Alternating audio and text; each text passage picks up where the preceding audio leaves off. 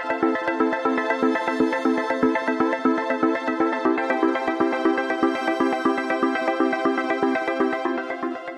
Everyone, welcome to study tube. इस वीडियो में हम लोग केमिस्ट्री के अंदर मैग्नीशियम धातु के ऊपर सवालों को करने वाले हैं। जो हमारा मेटल है मैग्नीशियम, इसके ऊपर हम लोग सवालों को करने वाले हैं। तो सारे सवाल आपके लिए महत्वपूर्ण हैं, इसलिए वीडियो को पूरा ध्यान से देखिए। पिछले वीडियो में मैंने आपसे ये सवाल पूछा था कि ये एक रासायनिक सूत्र है, बताना है कि इनमें से किसका है। तो बहुत ही आसान सवाल था, बहुत सारे ने सही आंसर दिया है, कुछ ने गलत आंसर दिया है। प्रोपेनॉल इसका सही आंसर है, ठीक है, प्रोपेनॉल इसका सही आंसर है। देखो लास्ट में ओल ओल ओल ओल लगा हुआ है, क्योंकि यहाँ पर OH है, तो इसमें तो कोई दिक्कत नहीं है। अगर OH आ गया ना तो लास्ट में आपको ओल दिखेगा, इस तरह से अंग्रेजी में ऑयल दिखेगा। यहाँ पे कितने कार्बन है? 1 2 3, 3 कार्बन के लिए प्रीफिक्स प्रोप आता है, तो ये हमारा प्रोपेनॉल हो जाएगा। तो बहुत ही सिंपल सवाल था ये। आज का जो सवाल है आपके लिए, जिसका आंसर आप लोग करेंगे कमेंट बॉक्स में, वो है ये 4 वैज्ञानिकों की टीम दे रखे हैं। आपको बताना है इनमें से किस वैज्ञानिकों की टीम ने सबसे पहली बार ये बताया कि अंटार्कटिका के ऊपर जो ओजोन लेयर है उसमें छिद्र है। तो इसका आंसर आप लोग दीजिए कमेंट बॉक्स में। अब आते हैं आज के टॉपिक के पहले सवाल पर। निम्न में कौन सी एक क्षारीय मृदा धातु है? क्षारीय मृदा धातु हम किसको बोलते हैं? समूह 2 के तत्व को। समूह 2 का तत्व बोल दो या फिर बोल दो 2A का तत्व। कौन कौन से हैं इसमें? बेरिलियम है, मैग्नीशियम है, कैल्शियम है, स्ट्रोंशियम है, बेरियम है और रेडियम है। ये सारे ही धातु कहलाते हैं क्षारीय मृदा धातु। हमारा आंसर यहाँ पर डी हो जाएगा, मैग्नीशियम, क्योंकि यहाँ पर है।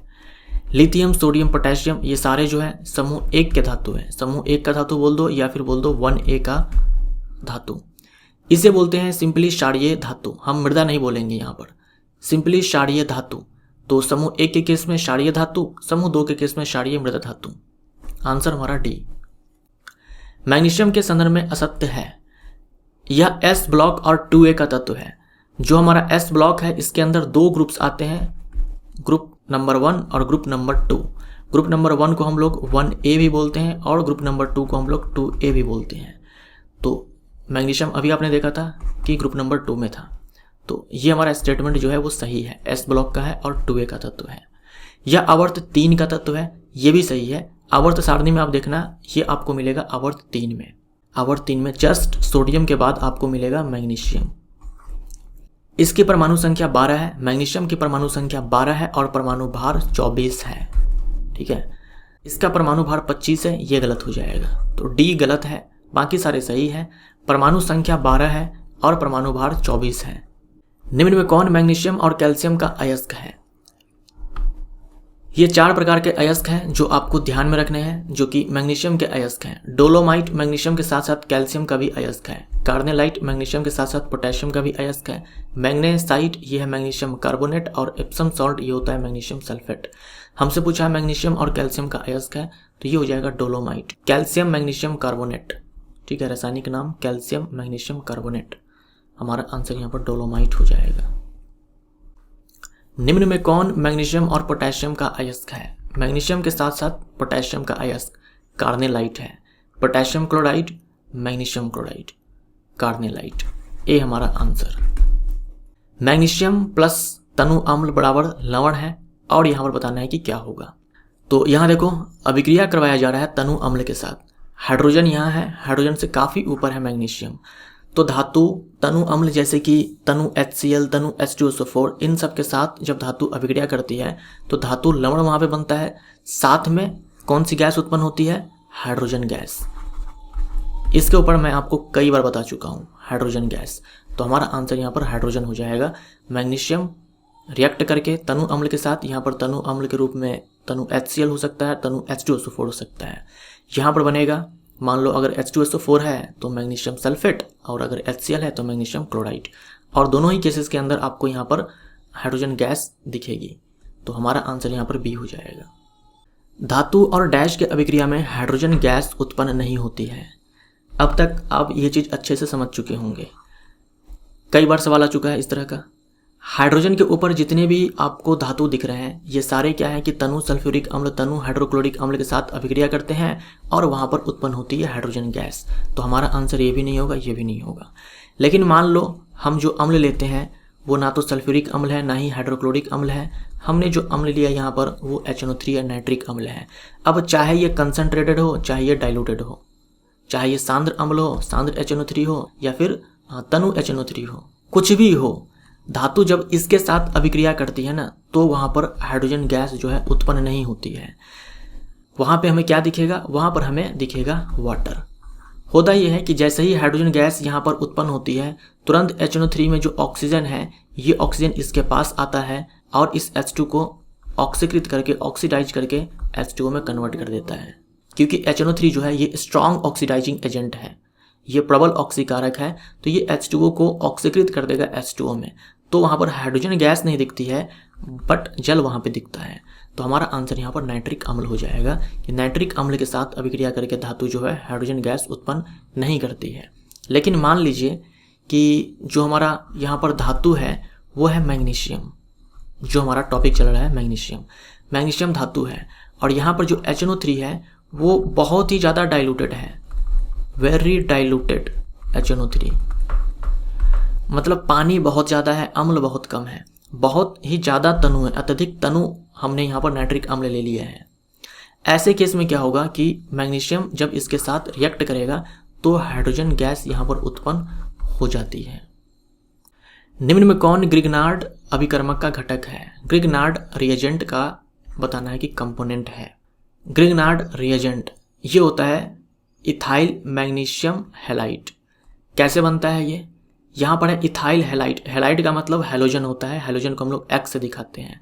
और इथाइल कैसे बना? इथाइल ग्रुप ये अल्काइल ग्रुप है, इथेन में से हम एक हाइड्रोजन हटाएंगे तो बन जाएगा इथाइल ग्रुप और उसमें हमने हैलोजन को जोड़ा हुआ है तो ये हो जाएगा इथाइल हैलाइड। यहाँ पर आपका ब्रोमीन हैलोजन हो सकता है, बेसिकली ब्रोमीन हो सकता है, क्लोरीन हो सकता है, आयोडीन हो सकता है, ये सब।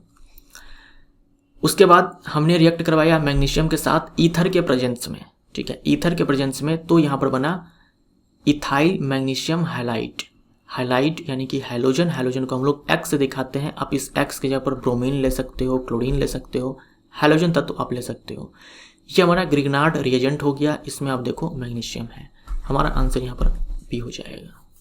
इलेक्ट्रॉन मिश्र धातु का मुख्य अवयव है। इलेक्ट्रॉन नाम का मिश्र धातु होता है, ठीक है, इलेक्ट्रॉन नाम का मिश्र धातु होता है। होने को उसमें कई सारे धातु हो सकते हैं लेकिन जो सबसे ज़्यादा होता है वो मैग्नीशियम होता है। 95% लगभग में मैग्नीशियम होता है। इसके साथ इसमें एल्यूमिनियम भी हो सकता है, जिंक भी हो सकता है, कॉपर भी हो सकता है। मेनली आपको ध्यान में रखना है कि इसमें मैग्नीशियम होता है 95% लगभग में, तो ये हमारा आंसर हो जाएगा। ऐसे ही एक और मिश्र धातु है मैग्नीलियम, तो इसका मुख्य अवयव क्या हो जाएगा? जो मैग्नीलियम है ये मिश्र धातु है मैग्नीशियम और एल्यूमिनियम का। मैग्नीशियम और एल्यूमिनियम का मिश्र धातु है मैग्नीलियम। इसमें एल्यूमिनियम लगभग 95% होता है, ठीक है, और लगभग 5% में मैग्नीशियम। तो मैग्नीलियम जो है ये अलॉय है, मिश्र धातु है मैग्नीशियम और एल्यूमिनियम का। लेकिन जो मुख्य अवयव है वो है हमारा एल्यूमिनियम, क्योंकि ये सबसे ज़्यादा है। मुख्य अवयव का मतलब जो सबसे ज़्यादा है, तो बी हमारा आंसर हो जाएगा। निम्न में किसे मैग्नीशिया भी कहा जाता है? मैग्नीशिया जो कि वाइट कलर का पाउडर होता है, ये होता है मैग्नीशियम ऑक्साइड, तो ए हमारा आंसर हो जाएगा मैग्नीशियम ऑक्साइड, MgO। फॉर्मूला भी ध्यान में रखिए। निम्न में किसे मिल्क ऑफ मैग्नीशिया भी कहा जाता है? मिल्क ऑफ मैग्नीशिया, ये देखो ये है मिल्क ऑफ मैग्नीशिया, ये कहा जाता है मैग्नीशियम हाइड्रोक्साइड को, तो बी हमारा आंसर हो जाएगा मैग्नीशियम हाइड्रोक्साइड को, MgOH का होल ट्वाइस, बी हमारा आंसर। निम्न में किसे एप्सम सॉल्ट भी कहा जाता है? एप्सम लवण भी कहा जाता है, ठीक है, ये एप्सम सॉल्ट है। ये कहा जाता है मैग्नीशियम सल्फेट को, मैग्नीशियम सल्फेट MgSO4। अगर हाइड्रेटेड फॉर्म में हुआ तो 7H2O, मैग्नीशियम सल्फेट हेप्टाहाइड्रेट। तो ये है एप्सम सॉल्ट, रासायनिक नाम मैग्नीशियम सल्फेट। कई सारी चीज़ों में इसका इस्तेमाल होता है, पेंट बनाने में, साबुन बनाने में, बियर में भी इस्तेमाल होता है, एग्रीकल्चर में इस्तेमाल होता है, प्लांट को मैग्नीशियम प्रोवाइड करने के लिए, सल्फर प्रोवाइड करने के लिए, क्योंकि इसमें सल्फर भी और मैग्नीशियम भी है। तो यहाँ पे लिखा हुआ है ना मल्टीपर्पज़, कई सारे चीज़ों में इनका इस्तेमाल होता है। एप्सम सॉल्ट इसका रासायनिक नाम, मैग्नीशियम सल्फेट हेप्टाहाइड्रेट। आप ये पूरा ध्यान में रखो, विकल्प में देखना, अगर ये दिख जाए तो ठीक है, नहीं तो ये हमारा आंसर हो जाएगा सिंपली मैग्नीशियम सल्फेट। निम्न में से किसका उपयोग एंटासिड के रूप में किया जाता है? एंटासिड यानी कि पेट के एसिडिटी को कम करेगा। पेट में HCl बनता है, जानते हो आमाशय में HCl बनता है, तो HCl कभी कभी ज़्यादा बन जाता है, तो उस HCl को न्यूट्रलाइज करने के लिए, उदासीन करने के लिए हम लोग एंटासिड का इस्तेमाल करते हैं। तो एंटासिड के रूप में magnesium hydroxide, magnesium carbonate, magnesium एल्वा हम बोलते हैं, magnesium hydroxide, magnesium carbonate .3s2, मतलब इन दोनों को मिला दो, ऊपर वाला जो दो है ना, मैग्नीशियम हाइड्रोक्साइड, मैग्नीशियम कार्बोनेट, इन दोनों को मिला दो तो मैग्नीशियम एल्वा हो जाएगा। तो इन सारी चीज़ों का इस्तेमाल होता है, तो डी हमारा आंसर हो जाएगा। आपके एग्जाम में सबसे ज़्यादा पूछा जाता है मैग्नीशियम हाइड्रोक्साइड, एंटासिड के रूप में सबसे ज़्यादा पूछा जाता है मैग्नीशियम हाइड्रोक्साइड, इसको हम लोग मिल्क ऑफ मैग्नीशिया भी बोलते हैं। मैग्नीशियम ऑक्सीक्लोराइड, मैग्नीशियम ऑक्सीक्लोराइड को डैश भी कहा जाता है। यहाँ देखो मैग्नीशियम ऑक्सीक्लोराइड है, हाइड्रेटेड मैग्नीशियम ऑक्सीक्लोराइड। जब हम हाइड्रेटेड बोलते हैं मतलब उनमें जल के अणु जो होते हैं वो जुड़े हुए होते हैं, तो मैग्नीशियम ऑक्सीक्लोराइड हम लोग बोलते हैं मैग्नीशियम क्लोराइड, मैग्नीशियम ऑक्साइड को, या तो आप इसको मैग्नीशियम ऑक्सीक्लोराइड बोल दो, ऑक्सीजन है, क्लोरीन है, या फिर बोल दो magnesium chloride, magnesium oxide .XS2, यानी कि हाइड्रेटेड फॉर्म हो गया ये। तो ये जो मैग्नीशियम ऑक्सीक्लोराइड है ये क्या है? मिक्सचर है मैग्नीशियम क्लोराइड का और मैग्नीशियम ऑक्साइड का, इससे हम लोग बोलते हैं सोरेल सीमेंट। तो ये हमारा आंसर हो जाएगा। सोरेल सीमेंट का रासायनिक नाम है मैग्नीशियम ऑक्सीक्लोराइड, या फिर मैग्नीशियम क्लोराइड, मैग्नीशियम ऑक्साइड आप अलग अलग बोल सकते हो। जब मैग्नीशियम रिबन को, मैग्नीशियम धातु के रिबन को वायु में जलाया जाता है तो यह श्वेत लौ के साथ, ये ध्यान में रखिएगा, श्वेत लौ के साथ चलता है और डैश का सफ़ेद चूर्ण प्राप्त होता है।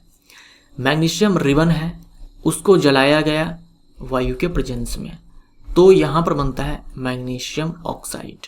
आप इसको चाहो तो बैलेंस कर सकते हो, यहाँ पर 2 लगा दो, यहाँ पर 2 लगा दो, ये हो गया मैग्नीशियम ऑक्साइड, जिसे हम लोग सिंपली मैग्नीशिया बोलते हैं। तो हमारा आंसर यहाँ पर मैग्नीशियम ऑक्साइड हो जाएगा। और जब हम इसी का रिएक्शन करवा देंगे जल के साथ तो हमें मिल जाएगा milk of magnesia, magnesium hydroxide. निम्न में कौन जल को अस्थायी कठोर बनाता है? ठीक है, अस्थायी कठोर यानी पानी को उबालेंगे और वो कठोरता जो है वो दूर हो जाएगी, उसे हम लोग अस्थायी कठोर बोलते हैं। जल के कठोरता के ऊपर जो है मैंने अच्छे से चर्चा किया हुआ है हाइड्रोजन वाले टॉपिक के अंदर, हाइड्रोजन वाले चैप्टर के अंदर, तो आप उस वीडियो को देख सकते हो, इसी प्लेलिस्ट में मिल जाएगा आपको, केमिस्ट्री वाले प्लेलिस्ट में। तो मैग्नीशियम क्लोराइड MgCl2, उसके बाद है कैल्शियम क्लोराइड CaCl2, उसके बाद है मैग्नीशियम सल्फेट MgSO4, ऐसे ही कैल्शियम सल्फेट भी होता है CaSO4। अगर ये सारे जल में, इनमें से कोई भी, ठीक है, इनमें से कोई भी अगर जल में उपस्थित है तो जल हो जाएगा अस्थायी कठोर। ठीक है, अस्थायी कठोर।